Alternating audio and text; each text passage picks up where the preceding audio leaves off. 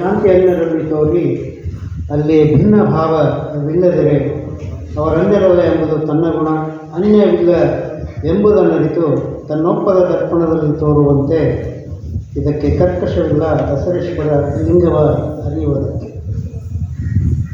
174ನೇ ಮಾಸಿಕ ಶಿವಾನುಭವ ಗೋಷ್ಠಿ ಮತ್ತು ಮಹಾತ್ಮ ಗಾಂಧಿ ಹಾಗೂ ಲಾಲ್ ಬಹದ್ದೂರ್ ಶಾಸ್ತ್ರಿಯವರ ಜನ್ಮ ಜಯಂತಿಯ ಪಾವನ ಪರ್ವದಲ್ಲಿ ದಸರೆಯವರ ಕುರಿತು ಸ್ಮರಣೋತ್ಸವ ಕಾರ್ಯಕ್ರಮದಲ್ಲಿ ನನಗೆ ಅತಿಥಿಯನ್ನಾಗಿ ಆಹ್ವಾನಿಸಿದ್ದಕ್ಕಾಗಿ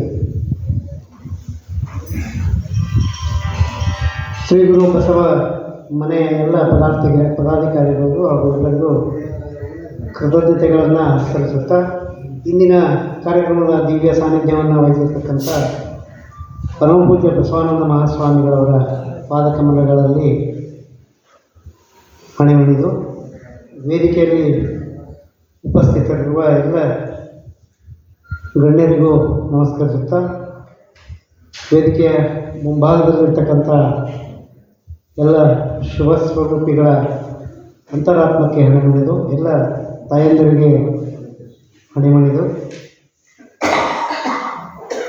ಒಟ್ಟು 4-5 ಜನ್ಮ ಜಯಂತಿಗಳ ಒಂದು ಪಾವನ ಕಾರ್ಯಕ್ರಮದಲ್ಲಿ ದಸರೆಯವರ ಕುರಿತು ಅತ್ಯಂತ ಪ್ರಬುದ್ಧ ಚಿಂತನೆಯನ್ನು ಮಂಡಿಸ್ತಕ್ಕಂಥ ಡಾಕ್ಟರ್ ಪುಷ್ಪಾತಿ ಶರವಡಿ ಮಠ ಅವರು ದಸರೆಯವರ ಬಗ್ಗೆ ಈಗಾಗಲೇ ಸಾಕಷ್ಟು ಹೇಳಿಬಿಟ್ಟಿದ್ದಾರೆ. ನಾನು ಒಂದು 10 ನಿಮಿಷ ತಗೊಳ್ತೀನಿ, ನಾಟ್ ಮೋರ್ ದ್ಯಾನ್ 10 ಮಿನಿಟ್ಸ್, ಯಾಕಂದರೆ ಈಗಾಗಲೇ ಸಾಕಷ್ಟು ವೇಳೆ ಆಗಿದೆ. ಇನ್ನೂ ಮಾತನಾಡೋರು ಬಹಳ ಜನ ಇದ್ದಾರೆ. ಪರಮ ಪೂಜ್ಯರ ಆಶೀರ್ವಚನವನ್ನು ಕೂಡ ನಾವು ಕೇಳಬೇಕಾಗಿದೆ. ಇಡೀ ಪ್ರಪಂಚ ಅರಿವಿನ ಕತ್ತಲೆಯಲ್ಲಿದ್ದಾಗ ಇಡೀ ಸಮಾಜಕ್ಕೆ ಬೆಳಕನ್ನಿತ್ತದ್ದು 12ನೇ ಶತಮಾನದ ಕಾಲಘಟ್ಟ. ಜಗತ್ತಿನಲ್ಲಿ ಭಾಷೆ ಅನ್ನೋದನ್ನು ಸಂವಹನ ಮೂಲಕ ಮಾಡ್ತಾಯಿದ್ರು. ಅಂದರೆ ಕ್ರಿಯೋಲ್ ಅಂತ ಹೇಳ್ತಾರೆ ಕನ್ನಡ ಭಾಷಾಶಾಸ್ತ್ರದಲ್ಲಿ. ಕ್ರಿಯೋಲ್ನ ಕಾಲಘಟ್ಟದಲ್ಲಿದ್ದಂಥ ಕಾಲದಲ್ಲಿ ಅತ್ಯಂತ ಉತ್ಕೃಷ್ಟವಾದ ವಚನ ಸಾಹಿತ್ಯವನ್ನು ರಚನೆ ಮಾಡಿದ್ದು 12ನೇ ಶತಮಾನ.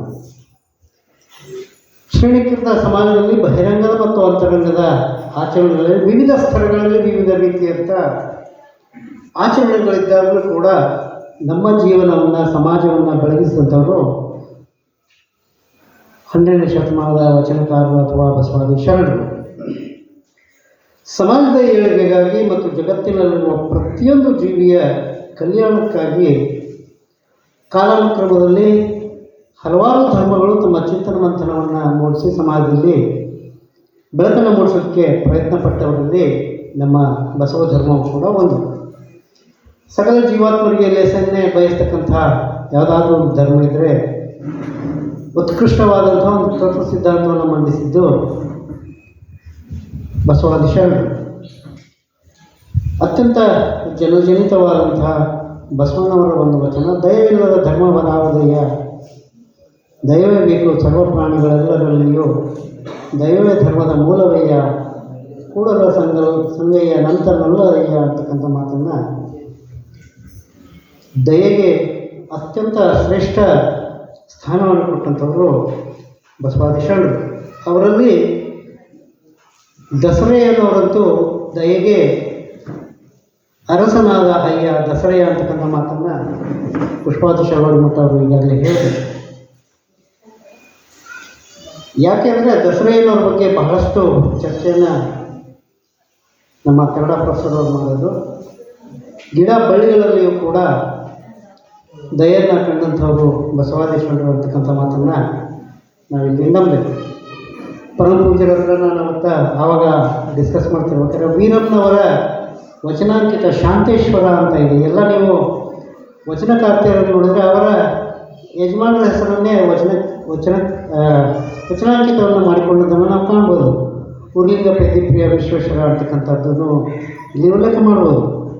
ನಾನು ಅಪ್ಪರ ಹತ್ರ ಹೇಳಿದ್ರೆ ಇದ್ರ ಬಗ್ಗೆ ಇನ್ನೂ ಸ್ವಲ್ಪ ಬರೀರಿ ಅಂತಲೂ ಕೂಡ ಹೇಳಿದ್ದೀನಿ. ಯಾಕೆಂದರೆ ಈ ಥರ ಚಿಂತನೆ ನಮ್ಮ ವಚನಕಾರ್ತಿಗಳು ಕೂಡ ಇತ್ತು ಅಂತಕ್ಕಂಥದ್ದು ಇಲ್ಲಿ ನಾವು ಕಾಣ್ಬೋದು.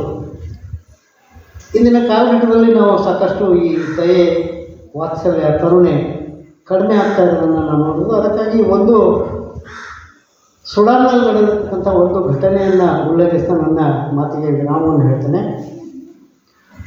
ಒಬ್ಬನು ಕೆವಿನ್ ಕಾರ್ಟರ್ ಅನ್ನೋನು ಒಂದು ಫೋಟೋವನ್ನು ತೆಗಿತಾನೆ. ಅಂದರೆ 1990ರ ದಶಕದಲ್ಲಿ ಈ ಆಫ್ರಿಕಾ ದೇಶದಲ್ಲಿ ಅತ್ಯಂತ ಭೀಕರ ಬರಗಾಲ ಬರ್ತದೆ. ಅತ್ಯಂತ ಭೀಕರ ಬರಗಾಲ ಹೇಗೆ ಅಂದರೆ ತಿನ್ನಕ್ಕೂ ತತ್ವಾರ ಅಂತಕ್ಕಂಥ ಒಂದು ಅತ್ಯಂತ ಕಠಿಣ ಪರಿಸ್ಥಿತಿ.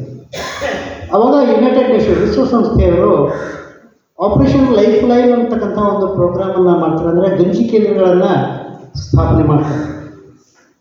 ಅದನ್ನು ರಿಪೋರ್ಟ್ ಮಾಡೋಕ್ಕೆ ಅಂತ ಈ ಕೆವಿನ್ ಕಾರ್ಟರ್ನವನು ಹೋಗ್ತಾನಲ್ಲಿ. ಅವನು ಸೌತ್ ಆಫ್ರಿಕಾದವನು, ಅತ್ಯಂತ ಶ್ರೇಷ್ಠ ಛಾಯಾಗ್ರಾಹಕ, ಫೋಟೋ ಜರ್ನಲಿಸ್ಟ್ ಅಂತ ನಾನು ಶ್ರೇಷ್ಠ ಛಾಯಾಗ್ರಾಹಕ ಅವನು. 1993ರಲ್ಲಿ ಸುಡಾನ್ಗೆ ಹೋಗ್ತಾನೆ. ನಾನು ಸುಡಾನ್ಗೆ ಇಂಡಸ್ಟ್ರಿಯಲ್ ಎಸ್ಟೇಟ್ ಇದೆ, ಯರ್ಮುಕ್ ಇಂಡಸ್ಟ್ರಿಯಲ್ ಕಾಂಪ್ಲೆಕ್ಸ್ ಅಂತಿದೆ. ಅದರಲ್ಲಿ ಸರಿಸುಮಾರು 7 ವರ್ಷ ಆ ಇಂಡಸ್ಟ್ರಿಯಲ್ ಕಾಂಪ್ಲೆಕ್ಸ್ಗೆ ಟೆಕ್ನಿಕಲ್ ಅಡ್ವೈಸರ್ ಆಗಿ ಕೆಲಸ ಮಾಡಿದ್ದೀನಿ. ಹಾಗಾಗಿ ಸುಡಾನ್ನ ಇಡೀ ಏರಿಯಾದ ಪರಿಚಯ ನನಗಿದೆ. ಇವನು 1993ರಲ್ಲಿ ಹೋಗ್ತಾನೆ. ಅವನು ಎಷ್ಟು ಭಾವನಾಜೀವಿ ಇರ್ತಾನೆ ಅಂದರೆ ಕಾರ್ಟರಲ್ಲಿ ಅಲ್ಲಿ ಜನಗಳ ಹತ್ರ ಮಾತಾಡ್ತಾ ಒಬ್ಬ ಇಂಗ್ಲೀಷ್ ಬರದೇ ಇರೋ ಹತ್ರ ಮಾತಾಡ್ಬೇಕಾದ್ರೆ ಇವನು ವಾಚನ ನೋಡಿ ಭಾಳ ಚೆನ್ನಾಗಿದೆ ಅಂತಾನೆ. ಎಷ್ಟು ಭಾವನಾಜೀವಿ ಅಂದರೆ ಆ ವಾಚನ ಬಿಟ್ಕೊಡ್ತಾನೆ ಅವನಿಗೆ. ಅಂತಹ ಕೆವಿನ್ ಕಾರ್ಟರ್ ಆ ತೀವ್ರ ಪೀಡಿತ ಪ್ರದೇಶದಲ್ಲಿ ಒಂದು ದಿವಸ ಹೋಗ್ತಿರ್ತಾನೆ. ಒಂದು ಹಸಿವಿನಿಂದ ಬಳಲಿರ್ತಕ್ಕಂಥ ಒಂದು ಮಗು ತೆಳ್ತಾ ಹೋಗ್ತಿರುತ್ತೆ. ಅದು ಹಿಂದ್ಗಡೆ ಒಂದು ಹದ್ದು ಕಾಯ್ತಾ ಇರುತ್ತೆ. ಈ ಹದ್ದಿನ ರಣಹದ್ದಿನ ಒಂದು ವಿಶೇಷತೆ ಏನಂದರೆ ಬದುಕಿರುವಂಥ ಪ್ರಾಣಿಯನ್ನು ತಿನ್ನಲ್ಲ, ಅದು ಸತ್ತ ಮೇಲೇ ತಿನ್ನೋದು. ಅಲ್ಲಿ ಗಂಜಿ ಕೇಂದ್ರ ಮುಂದೆ ಇರುತ್ತೆ. ಮಗು ತೆಳ್ತಾ ಹೋಗ್ತಾ ಇರುತ್ತೆ, ಅಂದರೆ ಗಂಜಿ ಕೇಂದ್ರಕ್ಕೆ ಹೋಗ್ಬೇಕು ಅಂತ. ಅದು ಯಾವಾಗ ಸಾಹಿತ್ಯ ಅನ್ನೋದನ್ನು ಇದು ಒಂದು ರಣಹದ್ದು ಕಾಯ್ತಾ ಇರುತ್ತೆ. ಎಂಥ ಆ ಒಂದು ಸ್ಥಿತಿಯನ್ನು ನೋಡಿದಂಥ ಕೆವಿನ್ ಕಾರ್ಟರ್ ಆ ಫೋಟೋನ ತೆಗಿತಾನೆ. ಆ ಫೋಟೋನ ತೆಗಿತಾನೆ, ಅರ್ಜೆಂಟ್ ಆಗುತ್ತೆ. ಆ ಫೋಟೋನ ತಗೊಂಡು ಹೋಗ್ತಾನೆ. ಅದಾದಮೇಲೆ ಅವನು 93ರಲ್ಲಿ ಆ ಫೋಟೋನ ನ್ಯೂಯಾರ್ಕ್ ಟೈಮ್ಸ್ಗೆ ಮಾರ್ತಾನೆ. ನ್ಯೂಯಾರ್ಕ್ ಟೈಮ್ಸ್ನವರು 26/3/1993ರ ಒಂದು ಆ ಸಂಚಿಕೆಯಲ್ಲಿ ಈ ಫೋಟೋವನ್ನು the vulture of the little girl ಅಂತಕ್ಕಂಥ ಶೀರ್ಷಿಕೆಯಿಂದ ಪ್ರಕಟ ಮಾಡ್ತಾರೆ. ಒಂದು ಹಸಿವಿನಿಂದ ಬಳಲತಕ್ಕಂಥ ಒಂದು ಮಗು, ಅಂದರೆ ಅದು ತೆವಳ್ತಾ ಅದು ನಡೆಯೋಕ್ಕೂ ಶಕ್ತಿ ಇರಲ್ಲ. ಆ ಮಗು ಮುಂದೆ ಗಂಜಿ ಕೇಂದ್ರ, ಹಿಂದ್ಗಡೆ ಆ ರಣಹದ್ದು. ಇದನ್ನು ನ್ಯೂಯಾರ್ಕ್ ಟೈಮ್ಸ್ನವರು ಪ್ರಕಟ ಮಾಡಿದಾಗ ಅದು ಪ್ರಪಂಚದಾದ್ಯಂತ ಬಹಳ ಸುದ್ದಿ ಆಗುತ್ತೆ. 1994 ಏಪ್ರಿಲಲ್ಲಿ ಪುಲಿಟ್ಜರ್ ಅವಾರ್ಡನ್ನು ಕೊಡ್ತಾರೆ ಈ ಫೋಟೋಗ್ರಫಿಗೆ. ಇವನಿಗೆ ಪುಲಿಟ್ಜರ್ ಅವಾರ್ಡನ್ನು ಸ್ವೀಕರಿಸಿದ ಮೇಲೆ ದಿನಕ್ಕೆ 1000 ಫೋನ್ಗಳು ಬರ್ತಿರ್ತವೆ ಅಭಿನಂದನೆ ಸಲ್ಲಿಸಲಿಕ್ಕೆ. ಆ ಫೋನ್ಗಳಲ್ಲಿ ಒಂದು ಫೋನ್ ಕರೆ ಇವನನ್ನು ಆ ಒಂದು ಜಂಗಾಮಲವನ್ನೇ ಒದಗಿಸ್ಬಿಡ್ತದೆ. ಆ ಫೋನ್ ಮಾಡಿದವನು ಕೇಳ್ತಾನೆ ಅವನ್ನ ಫೋನಲ್ಲಿ ಕೇಳ್ತಾನೆ ಕೆವಿನ್ ಕಾರ್ಟರ್ನ. ಆ ನಂತರ ಅಲ್ಲಿ ಏನಾಯಿತು ಕೆವಿನ್, ಆ ಪುಟ್ಟ ಕೂಸು ಗಂಜಿ ಕೇಂದ್ರ ತಲುಪ್ತಾ ಅಥವಾ ಹದ್ದಿಗೆ ಬಲಿ ಆಯಿತಾ ಅಂತಕ್ಕಂಥ 3 ಶಬ್ದವನ್ನು ಕೇಳ್ತಾನೆ. ಕೆವಿನ್ ಕಾರ್ಟರ್ಗೆ ಏನು ಹೇಳಬೇಕನ್ನೋದು ಗೊತ್ತಾಗಲ್ಲ. ಇಲ್ಲ, ನನಗೆ ವಿಮಾನಕ್ಕೆ ಲೇಟ್ ಆಯಿತು, ಅದಕ್ಕೆ ಅವಸರ ಹೊರಟುಬಿಟ್ಟು ಅಂತಾನೆ. ಅವಾಗ ನೆಕ್ಸ್ಟ್ ಹೇಳ್ತಾನೆ ಅವನು, ಫೋಟೋ ತೆಗೆಯೋದನ್ನು ಬಿಟ್ಟು ಆ ರಣಹದ್ದನ್ನು ಓಡಿಸಿ ಮಗುವನ್ನು ಬದುಕಿಸ್ಬೇಕಿತ್ತು ನೀನು. ಹಾಗಾಗಿ ನನ್ನ ಪ್ರಕಾರ ಅವತ್ತು 2 ರಣಹದ್ದುಗಳು ಅಲ್ಲಿದ್ದವು. ಒಂದು ರಣಹದ್ದಿನ ಕೈಯಲ್ಲಿ ಕ್ಯಾಮ್ರಾ ಇತ್ತು ಅಂತಕ್ಕಂಥ ಮಾತು ಹೇಳ್ತಾನೆ. ಕೆವಿನ್ ಕಾರ್ಟರ್ ಜಂಗಾವಲವೇ ಉಳಿದು ಹೋಗುತ್ತೆ. ನಾನು ಎಂಥ ತಪ್ಪು ಮಾಡಿದ್ನಲ್ಲ, ಎಂಥ ಮಾನವೀಯತೆಯೇ ಮತ್ತು ಫೋಟೋವನ್ನು ತೆಗೆದ್ನಲ್ಲ ಅಂತಕ್ಕಂಥ. ಅದಾದ ನಂತರ ಏಪ್ರಿಲಲ್ಲಿ ಈ ಮಾತನ್ನು ಒಬ್ಬ ಪತ್ರಕರ್ತ ಕೇಳ್ತಾನೆ. 27/7/1994, ಅದಾದ 3 ತಿಂಗಳಂತ ಅತ್ಯಂತ ಖಿನ್ನತೆಗೆ ಒಳಗಾದಂಥ ಈ ಕೆವಿನ್ ಕಾರ್ಟರ್ ನಾನು ಮಾನವೀಯತೆಯನ್ನೇ ಮತ್ತೆ ಅಂತ ಹೇಳಿ ಅವನೇನು ಮಾಡ್ತಾನೆ, ಕಾರಿನ ಸೈಲೆನ್ಸರ್ ಪೈಪ್ಗೆ ಒಂದು ಪೈಪ್ ಹಾಕ್ಕೊಂಡು ಬಾಯಿಗೆ ಇಟ್ಕೊಂಡು ಆತ್ಮಹತ್ಯೆ ಮಾಡ್ಕೊಡ್ತೀನಿ. ಅವನು ಎಷ್ಟು ತೊಂದರೆ ಆಗಿರಬೇಕು, ತ್ರಾಸಾಗಿರಬೇಕು ನೀವು ಲೆಕ್ಕ ಹಾಕಬೇಕು. ಕಾರಿನ ಸೈಲೆನ್ಸರ್ ಪೈಪ್ಗೆ ಹಾಕಿ ಆತ್ಮಹತ್ಯೆ ಮಾಡ್ಕೊತಾನೆ. ಅಂದರೆ ದಯೆಯನ್ನು ಮರೆತವನು ಎಂಥ ಖಿನ್ನತೆಗೆ ಒಳಗಾಗ್ತಾನೆ ಅನ್ನೋದಕ್ಕೆ ಈ ಕೆವಿನ್ ಕಾರ್ಟರ್. ಅದ್ರ ಜೊತೆಗೆ ಒಂದು ಆತ್ಮಹತ್ಯೆ ಲೆಟ್ರನ್ನು ಬರೆದಿರ್ತಾನೆ, ಸುಸೈಡ್ ನೋಟನ್ನು ಬರೆದಿರ್ತಾನೆ. ಅದರಲ್ಲಿ ಬರೀತಾನೆ, ನನ್ನನ್ನು ನಿಜವಾಗಿಯೂ ಕ್ಷಮಿಸಿ, ಸಂತೋಷವನ್ನು ಕಳೆದುಕೊಳ್ಳುವ ಹಂತಕ್ಕೆ ಜೀವನದ ನೋವು ಆಕ್ರಮಿಸುತ್ತಿದೆ. ನೋಡಿ, ಅವನು ಬರೆದಿರ್ತಕ್ಕಂಥ ಶಬ್ದಗಳನ್ನು ನೀವು ಗಮನಿಸಿ. ನನ್ನನ್ನು ನಿಜವಾಗಿಯೂ ಕ್ಷಮಿಸಿ, ಸಂತೋಷವನ್ನು ಕಳೆದುಕೊಳ್ಳುವ ಹಂತಕ್ಕೆ ಜೀವನದ ನೋವು ಆಕ್ರಮಿಸುತ್ತಿದೆ. ಸಂತೋಷವನ್ನು ಕಳೆದುಕೊಂಡಿದ್ದೇನೆ. ಹತ್ಯೆ ಮತ್ತು ಶವಗಳು, ಕೋಪ ಮತ್ತು ನೋವಿನ ನೆನಪುಗಳು, ಹಸಿವು ಮತ್ತು ಗಾಯಗಳಿಂದ ನರಳು ಮಕ್ಕಳು ಮುಂತಾದವುಗಳಿಂದ ಬೇಸತ್ತು ಆತ್ಮಹತ್ಯೆಯನ್ನು ಮಾಡ್ಕೋತಾ ಇದ್ದೀನಿ. ಅಂದರೆ ದಯೆ, ಕರುಣೆ, ವಾತ್ಸಲ್ಯವನ್ನು ಮರೆತವನು ಎಂಥ ಸ್ಥಿತಿಗೆ ತಲುಪ್ತಾನೆ ಅನ್ನೋದಕ್ಕೆ ಈ ಕೆವಿನ್ ಕಾರ್ಟರ್ ಉದಾಹರಣೆ ಆಗ್ತಾನೆ. 2011ರಲ್ಲಿ ಆ ಮಗು, ಅದು ಹೆಣ್ಣು ಮಗು, ದ ವಲ್ಚರ್ ಇಂದ ಲಿಟಲ್ ಗರ್ಲ್ ಅಂತ, ಅದು ಆ್ಯಕ್ಚುಲಿ ಗಂಡು ಮಗು ಇರುತ್ತೆ. ಆ ಮಗುವಿನ ಹೆಸರು ಕೋ ಮಿನ್ ಯೋಂಗ್ ಅಂತ ಆ ಮಗುವಿನ ಹೆಸರು. 2007ರಲ್ಲಿ ಆ ಮಗು ತೀವ್ರ ವಿಷಮಶೀತ ಜ್ವರದಿಂದ ಮರಣ ಹೊಂದಿದೆ. 2010ರಲ್ಲಿ ಬ್ಯಾಂಗ್ ಬ್ಯಾಂಗ್ ಕ್ಲಬ್ ಅಂತಕ್ಕಂಥ ಒಂದು ಪಿಕ್ಚರ್ ಕೂಡ ಈ ಕೆವಿನ್ ಕಾರ್ಟರ್ ಬಗ್ಗೆ ಒಂದು ಪಿಕ್ಚರು ಬರುತ್ತೆ. 2017ರಲ್ಲಿ ನಾನು ಸುಡಾನ್ಗೆ ಹೋದಾಗ ಆ ಮಗುವಿನ ಮನೆಗೆ ಹೋಗಿ ಬಂದಿದ್ದೀನಿ. ಭಾಳ ನೋವಿನಿಂದ ಫ್ಯಾಮಿಲಿಯವರಿದ್ದರು. ಆವಾಗ ಫೋಟೋ ತೆಗಿತೀನಿ ಅಂದರು. ನಾನು ಬೇಡ ಅಂದೆ, ಯಾಕಂದರೆ ನಾನು ದಯೆಯನ್ನು ಮರ್ತಿದ್ದೀನೇನೋ ಅಂತಕ್ಕಂಥದ್ದು ನಾನು ಫೋಟೋನೂ ತೆಗೆಸ್ಕೊಳ್ಳಿಲ್ಲ ಸುಡಾನಲ್ಲಿ. ಹಾಗಾಗಿ ಇಂಥ ಒಂದು ದಯೆಯನ್ನು ಮರೆತರೆ ಏನಾಗುತ್ತೆ ಅನ್ನೋಕ್ಕೆ ಕೆವಿನ್ ಕಾರ್ಟರ್ ಉದಾಹರಣೆ ಆಗ್ತಾನೆ ಅಂತ ಹೇಳ್ತಾ, ಉಪನ್ಯಾಸಕರು ನಾನು ಹೇಳಬೇಕಾದ ವಚನವನ್ನು ಕದ್ದಿದ್ದಾರೆ ಅಂತ ನಾನು ಹೇಳ್ತೀನಿ. ನನ್ನ ಹೃದಯಕ್ಕೆ ಹತ್ತಿರವಾದಂಥ ಒಂದು ವಚನ. ಯಾಕಂದರೆ ಎಲ್ಲ ಉಪನ್ಯಾಸಗಳಲ್ಲಿ ನಾನು ಮುಗಿಸೋದು ಈ ಒಂದು ವಚನದಿಂದ. ಒಳಗೆ ಮಾರಣ್ಣವರ ಒಂದು ವಚನ. ಆನೆ ಕುದುರೆ ಭಂಡಾರವಿದ್ದಡೇನು,